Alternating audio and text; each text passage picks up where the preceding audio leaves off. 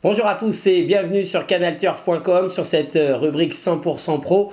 On va évoquer ensemble l'actualité de ce dimanche à Auteuil. Superbe plateau, nous aurons 8 courses au programme avec notamment en point de mire le prix du président de la République qui sera support du tiercé quarté quinté plus. Alors, j'ai mes notes en face des yeux, j'ai appelé bien sûr pas mal de professionnels pour tenter de vous donner un maximum d'informations. On commence par la première, on va commencer gentiment avec Mademoiselle Ciné et également donc Laurent Viel qui présentent respectivement le 101 Gold Exit et le 108 Mycopal. Alors ce sont pour le compte de Mademoiselle Ciné, c'est une petite pouliche très sympa qui n'est pas encore très bien mécanisée, il lui faudra encore un petit peu de temps, donc on en attend des débuts on va dire propres du côté d'Auteuil. Concernant Mycopal, eh ben, sachez que c'est pas mal du tout, ça c'est très bien mécanisé, il y a du travail. Maintenant c'est un petit modèle tout comme Gold Exit et Laurent Viel m'a dit que c'est peut-être pas le profil idéal pour Auteuil, donc j'ai envie de dire que la solution va sûrement se trouver chez François-Marie Cotin ou l'incontournable Guillaume Macaire. À propos de cet incontournable Guillaume Macaire, il va nous proposer le 202 Sulon.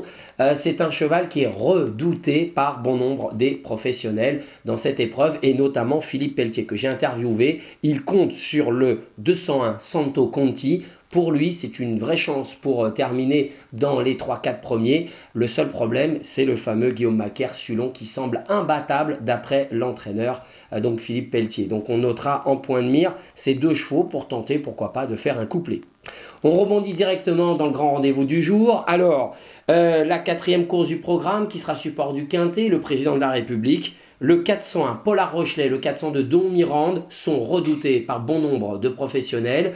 Le seul petit souci dans leur entourage respectif, c'est le poids. C'est tout. Ce sont les chevaux de classe du lot. On ne peut pas les écarter. Faites attention à Norville-Dubois. Mademoiselle Ciné n'est pas négative à son sujet. Le cheval a très bien travaillé. Il l'avait déjà gagné en 2007, si ma mémoire est bonne.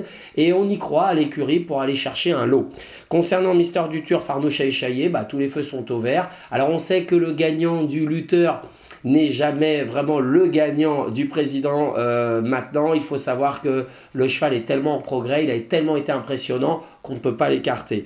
Notez également que chez Marcel Roland, Mons Candido, on n'est pas négatif du tout.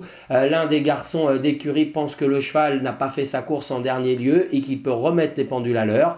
Notez également que Philippe Pelletier, qui lui présente Nokara, le numéro 6, c'est pas pour lui une première chance. On se fait plutôt plaisir dans l'entourage pour participer bien sûr à ce grand rendez-vous. Et pour lui, son petit favori, c'est Mons Candido. Philippe Pelletier l'aime beaucoup.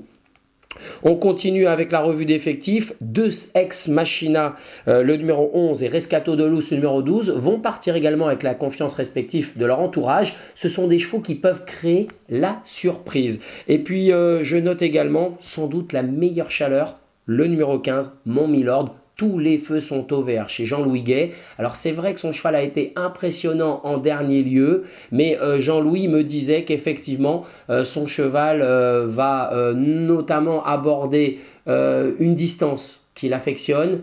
Le steeple, pas de souci. Le cheval, il ne l'a jamais eu aussi bien. Il est vraiment gai le matin, en pleine peau comme on dit dans le jargon, et il serait déçu de ne pas le voir à l'arrivée. En tout cas, il en attend une performance de choix. Ce sera un petit peu la dernière minute, le numéro 15, Mon Milord.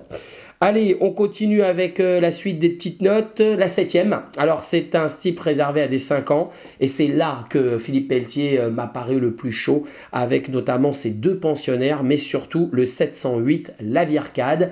Selon lui, la jument va être devant le mâle, le 707 Rennais. Là encore, mis à part la distance qu'elle va aborder pour la première fois, tous les feux sont au vert.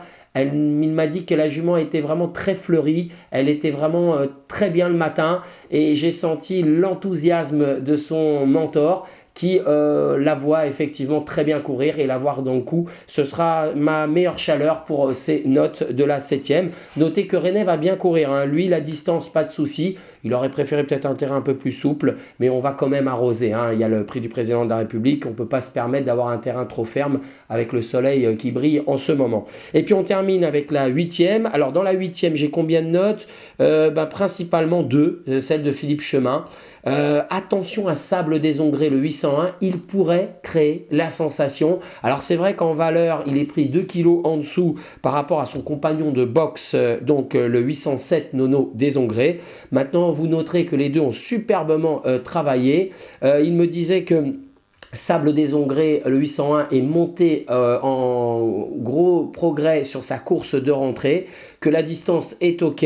Il m'a également dit que son cheval portait un peu de poids certes, mais il était effectivement très bon sauteur et que le matin il avait montré quelque chose pour jouer un tout premier rôle ici, et ça sera peut-être pas le cheval de tout le monde.